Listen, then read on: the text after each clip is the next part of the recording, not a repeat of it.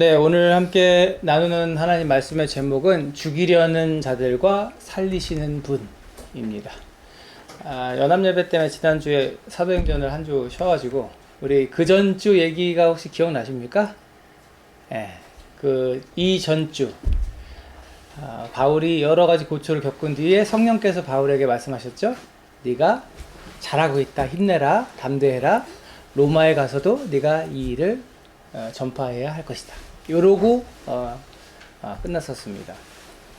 이제 오늘은 23장의 12절부터 22절인데 끝절까지 사실은 본다고 생각하시면 될 것 같아요. 여러분, 맹세라는 거 할 일이 혹시 있으셨어요? 맹세. 어떤 친구들은 어릴 때 그런 얘기 종종 하는 걸 들은 적이 있습니다. 하늘의 맹세코. 이런 얘기 들어보신 적 있어요? 하늘에 맹세할 수 있어 너? 이렇게 묻고 나 맹세할 수 있어. 아이들끼리 그런 이야기 하는 걸 가끔 볼 수 있습니다. 맹세 그러면요, 사전적인 정의가 이래요. 일정한 약속이나 목표를 꼭 실천하겠다고 다짐한. 그러니까 만약에 하늘의 맹세코라는 말을 한다면요, 이 실천하겠다는 다짐을 어디다 대고 하는 거예요? 하늘에다 대고 하는 거죠. 내가 이거 어기면 하늘로부터 벌 받는 거, 천벌을 받아도 괜찮아. 나 이거 꼭 할 거야. 그만큼 할 거야. 라고 노력한다는 이야기를 하는 게 될 겁니다. 그런데요, 만약이에요. 진짜 만약에 그런 일은 없을 겁니다. 만약에요, 저희 아들들 중에 하나가 저를 찾아와서 이런 이야기를 한다면 어떨까요? 진짜 만약이에요. 저희 아들들은 그럴 일이 없습니다. 아빠, 저 학교에 마음에 안 드는 녀석이 있어요. 그래서 그 친구 녀석을 혼내주려고 나머지 친구들하고 선생님을 속여가지고요, 그 녀석을 학교 밖으로 불러내기로 했어요. 그래서 나머지 친구들하고 그놈을 골탕 먹이기로 했어요. 골탕 먹이는 일이 성공할 때까지 저는 아무것도 안 먹기로 친구들하고 맹세했어요. 만약에, 진짜 만약이죠, 저희 아들이 저를 찾아와서 그런 맹세를 했다고 얘기한다면 제 심정이 어떻겠습니까? 기가 차기도 하고 가슴이 아프기도 하고 그럴 것 같아요. 사랑하는 내 아들이, 나의 아이가 친구를 미워하고 있고 선생님을 속이려고 하고 있고 다른 녀석들하고 같이 누군가를 괴롭히려고 노력을 하고 있다니, 그리고 그걸 위해서 나는 다짐하면서 먹기를 멈추겠다라고 한다면 그건 너무 끔찍한 일이 될 거라는 생각이 듭니다. 제가 아마 엄청 설명을 할 거예요. 그런 일은 잘못된 거고 바보 같은 맹세고 너를 망가뜨리고 네 인생에 흠을 남길 수 있는 잘못된 생각이라고, 그러면서 아무것도 먹지 않겠어요 라고 말하는 저희 아들을 슈퍼로 데려가서 아이스크림을 사주면서 자, 이걸 먹으라고 이야기를 할 것 같아요. 그래서 그 허무한 그리고 잘못된 맹세를 깨트리게 만들어 버리겠죠. 뭐 저런 말도 안 되는 예를 드시나 그런 생각을 하실 텐데요. 사실 오늘 본문의 말씀을 여러분 보면요, 이런 맹세를 하고 있는 사람들이 있습니다. 바울을 죽이려는 자들이 이렇게 12절에 보면 이렇게 맹세하고 있어요. 바울을 죽이기 전에는 먹지도 마시지도 않겠다. 유대 사람들이라고 불리는 이 사람들은요, 이미 바울을 모함했고 거짓말했고 사람들을 선동해서 바울을 죽이려고 했던 사람들이었습니다. 그래서 실제로 바울이 거의 죽을 뻔했죠. 그러나 그 계획이 실패했고 성령으로 충만했던 바울이 어떻게 해요? 그 앞에서 천부장과 백부장의 눈길을 사로잡으며 연설을 했고 로마의 시민인 자기의 신분을 드러내면서 그들의 계획은 실패하게 되었습니다. 그러자 이제 이 사람들이 어떻게 계획을 세우고 맹세를 해요? 그 바울을 죽이기 전에는 먹지도 않고 마시지도 않겠다. 사람의 목숨을 빼앗을 때까지 우리가 먹지도 마시지도 않겠다. 목숨을 걸겠다는 얘기죠. 먹지도 마시지도 않으면 어떻게 돼요? 죽는 거죠. 내 목숨을 걸고 누군가를 죽이겠다. 그것을 이 시대의 유대인들의 맹세는 어디다 대고 하는 맹세일까요? 하늘에 대고 하는 맹세입니다. 내가 만약에 바울을 못 죽이면 하나님께서 나에게 벌을 내리시기를 원하노라. 이런 맹세입니다. 하나님의 백성을 자처하는 사람들의 참으로 허망하고 안타까운 모습입니다. 하나님의 10계명 중에 무슨 계명이 있어요? 살인하지 말라. 세상에 살인을 하겠다고 맹세를 하늘에 대고 하는 이런 어리석은 사람들이 어디에 있습니까? 그런데 한 사람도 아니고 거기에 몇 명이 있었다고요?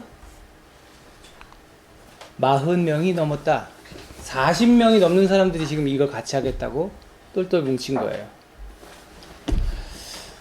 우리는 사도행전을 계속 살펴보면서 이제까지 바울이 얼마나 많이 목숨의 위협을 받아왔는지를 알고 있습니다. 아시아, 갈라디아, 마게도냐를 두루 다니면서 그가 전도했을 때 바울은 거짓말쟁이라고, 반역자라고, 선동자라고 이렇게 누명 쓰고 거짓말 당하면서 그를 죽이려고 하는 유대인들을 어디에서나 만나왔어요. 근데 이제 예루살렘에 돌아와서 그 예루살렘에서조차 그 일을 마주하고 있는 거죠. 여러분, 결사대가 뭔지 아세요? 결사대? 목숨을 걸고 무엇인가를 하겠다고 결심한 사람들이에요. 결사. 죽음을 각오하고 그 일을 해내겠다. 이 사람들 지금 40명 넘는 사람들이 결사대를 조직한 거예요. 뭐 하려고? 바울을 죽이려고. 이제 그들은 바울을 죽일 계획을 세우죠. 오늘 본문의 14, 15절에 이렇게 나옵니다. 40명의 사람들의 뜻을 모아서 대제사장들과 장로들에게 갑니다. 이차 저차 하니 여러분 우리를 도와주십시오. 그들과 함께 거짓말을 하기로 합니다. 당신들이 높은 사람들이니까 의회에 가서 이차 저차 할 테니 바울을 좀 끌어내 달라고 천부장에게 요청하십시오. 그럼 우리가 다 알아서 죽이겠습니다. 지금 하나님을 섬기고 하나님의 백성을 이끌어야 하는 민족의 지도자라고 하는 대제사장 장로들이 이 결사대와 합세했습니다. 바울이라고 하는 사람을 죽이기 위해서 같이 거짓말하자, 같이 속이자, 같이 살인죄를 저지르자라는 맹세를 하고 있는 거죠.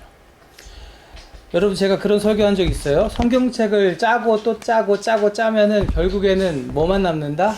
하나님 사랑, 이웃 사랑만 남는다.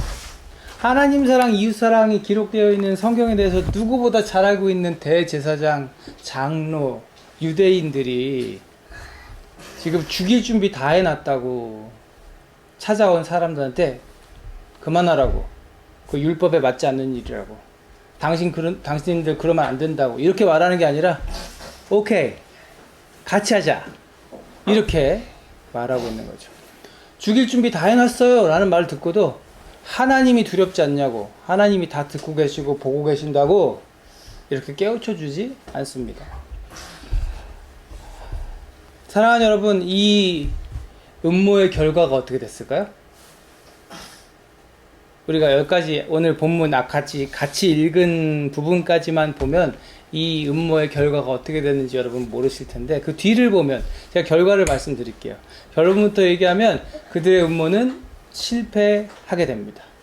바울은 죽지 않았고요. 그들이 맹세했던 그 맹세는 지킬 수 없는 일이 되었습니다. 그 맹세가 지켜졌다면 무슨 일이 벌어졌어야 돼요?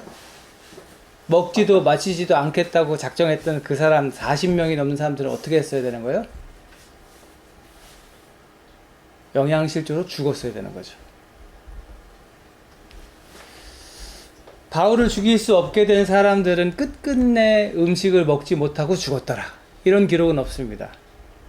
그러나 저는 이 사람들의 행동으로 비추어 보건대 절대로 그런 일이 그 사람들이 음식을 안 먹어서 죽는 일은 없었을 거라고 생각합니다. 며칠 후에 배가 고파진 그들은, 바울을 살해할 수 없다는 걸 깨달은 그들은 짜증을 내며 이런 상황을 탓했겠죠. 그러면서 대제사장을 찾아가서는 자신들이 했던 맹세를 취소해 줄 수 있는 율법의 해석을 요구했을 거고요.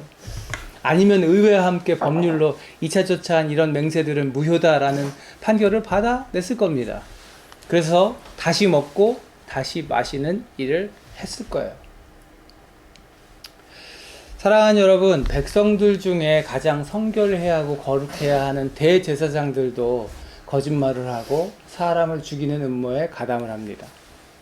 백성들을 올바른 길로 이끌어줘야 되는 리더, 장로라고 하는 사람들이 어리석은 맹세를 하고 찾아온 40명한테 이 사람들 큰일 날 사람들이네, 그런 소리 하지 말라고 깨우쳐주지 않고 잘했군 잘했어 하면서 그들과 합세했습니다. 법을 지키고 백성들이 법을 따를 수 있도록 도와줘야 하는 의회도 짝짝꿍이 돼서 군인들로 하여금 바울을 끌어내게 하려고 했습니다. 이 모든 일들은 하나님을 두려워하지 않았던 어리석은 사람들이 했던 짓인 거죠. 여러분, 구약시대 이스라엘 백성들 기억나세요? 하나님을 두려워하지 않았던 사람들, 자신의 소견에 옳은 대로 행하였더라 라고 수없이 많이 기록된 사사기의 사람들의 모습 기억하세요? 출애굽했던 그 이스라엘 백성들과 다윗, 솔로몬으로 이어지는 그 이스라엘 왕조 시대의 그 이스라엘 백성들의 모습들, 하나님을 두려워하지 못했던 사람들이 어떤 일들을 저질렀었는지 성경을 보면 잘 나와 있습니다. 하반기에 우리가 역사서를 읽으면서 여러분 잘 보시게 될 거예요. 하나님의 백성을 자처했던 사람들이 하나님의 말씀을 마음에 두지 않고 율법은 그냥 껍데기로만 남겨놓고 살인하지 말라 분명히 써 있는데도 살인을 획책하는, 자신들의 뜻에 합당한 구원자만 기다리는 그런 일들 끝에 결국 어떤 비극이 있었죠? 예수 그리스도를 십자가에 못 박으라. 그래서 예수 그리스도를 십자가에 못 박아 버렸죠. 주님은 말씀하셨습니다. 몸은 죽일지라도 영혼은 죽이지 못하는 일을 두려워하지 말고 영혼도 몸도 둘 다 지옥에 던져서 멸망시킬 수 있는 분을 두려워하라. 죄의 시작은요, 하나님을 경외하지 않음에서 시작되는 줄로 믿습니다.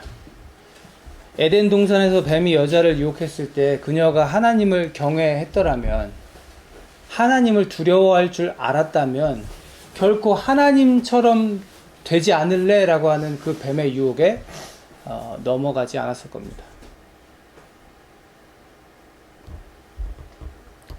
그렇게 죄의 시작은요, 하나님을 경외하지 않음에서 시작됩니다.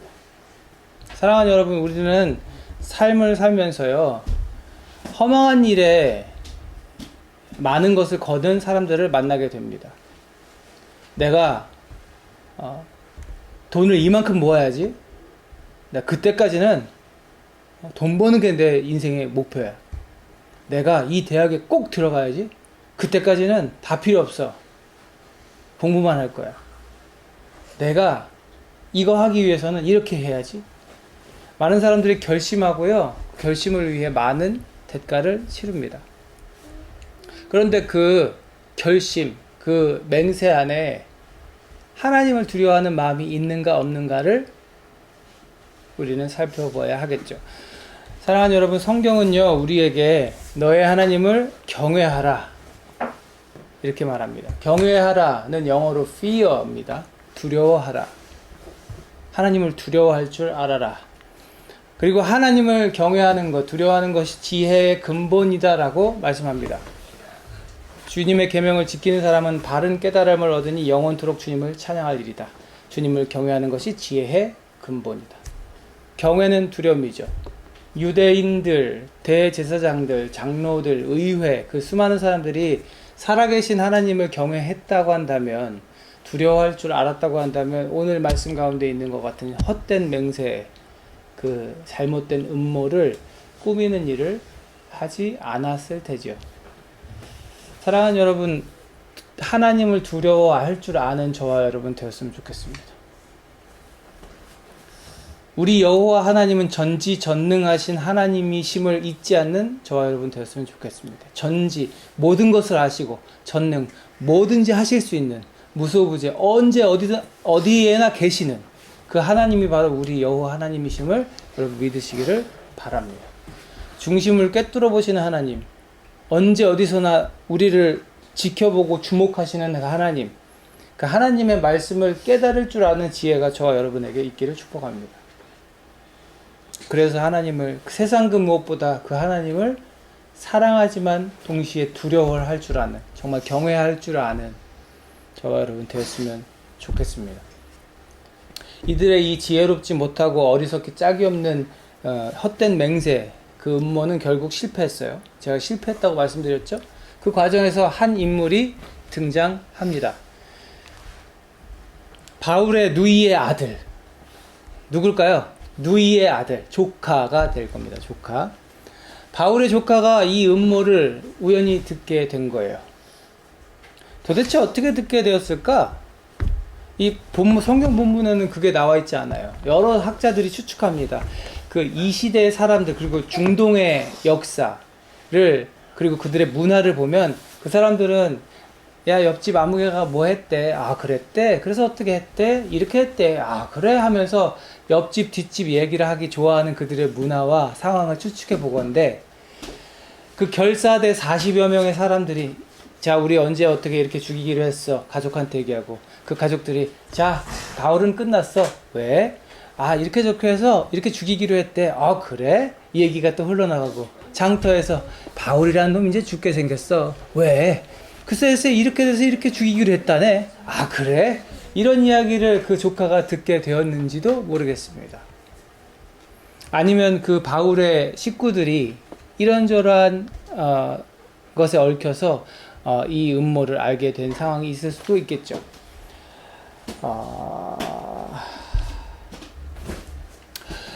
추측할 수 있을 뿐이지만 분명한 사실 하나는 있습니다. 이 바울의 누이의 아들, 바울의 조카가 이 이야기를 들었고 그렇게 되는구나 하고 지나가지 않았다는 것. 그 이야기를 듣자마자 바울을 찾아가서 이렇게 한다는데 어떻게 하면 좋겠습니까? 라고 바울에게 알렸다는 점. 그리고 이 일을 듣게 된 것은 그냥 우연이라고 넘기기에, 우리가 지난번 말씀에서 살펴본 것처럼 바울이 앞으로 해야 할 일을 비추어 봤을 때 반드시 하나님께서 하셨을 것이라는 추측을 우리는 할 수 있는 거죠.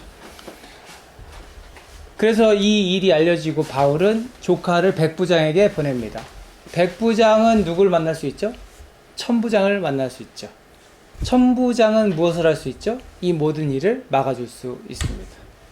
바울은 지혜롭게 조카를 백부장에게 보냈고, 백부장은 천부장에게 조카를 데리고 갑니다. 그리고 천부장은 로마 시민인 바울의 조카, 아마 이 바울의 조카도 로마 시민권을 가지고 있지 않을까 추측하는데, 이 로마 시민권자를 보호하기 위해 그에게 자초지종을 듣게 되고, 그는 군대를 동원합니다.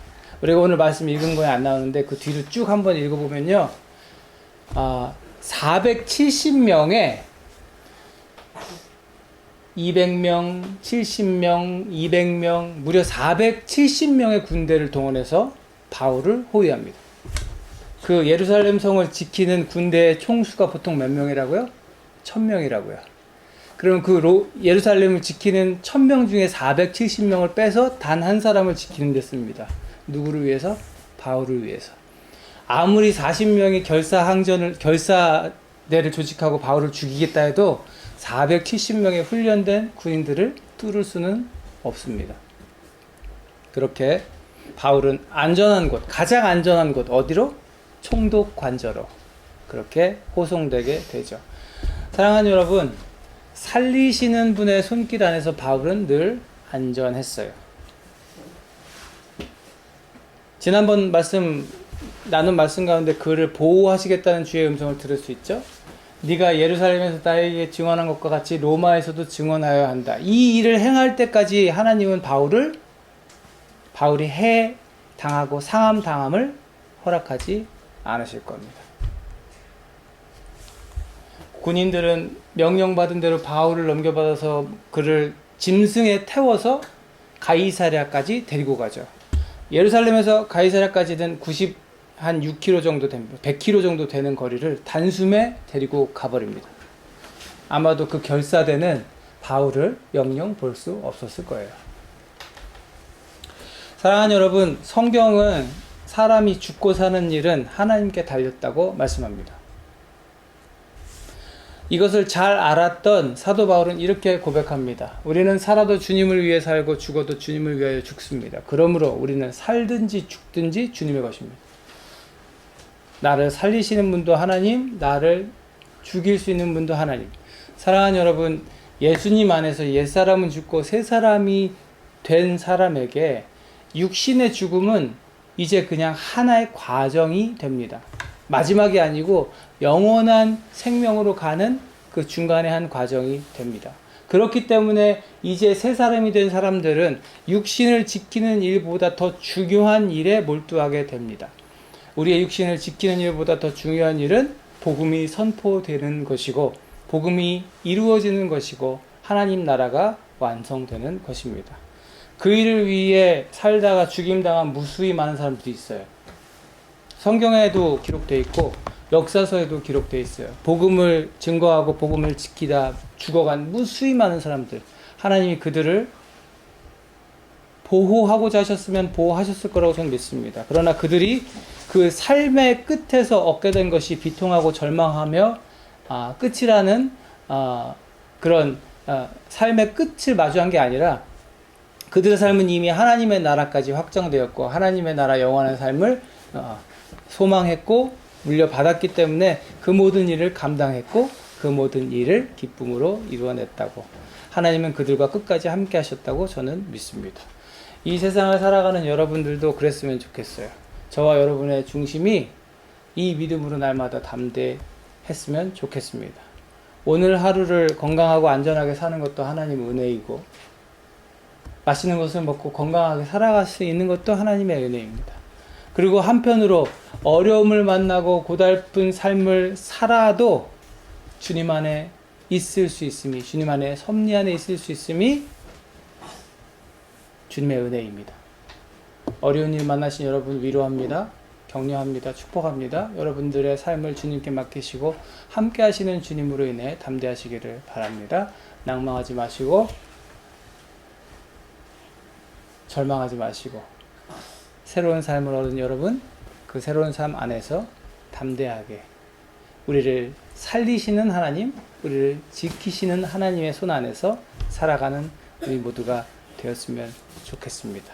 살리시는 분의 손길 안에서 그 누구보다 안전했던 바울처럼 살리시는 분의 손길 안에서 오늘 하루를 담대하게 살아내는 저와 여러분들 다 되기를 주님의 이름으로 축복합니다. 기도하겠습니다. 하나님 감사합니다. 세상 모든 만물을 창조하시고 지금도 역사하시며 다스리시는 하나님을 신뢰합니다.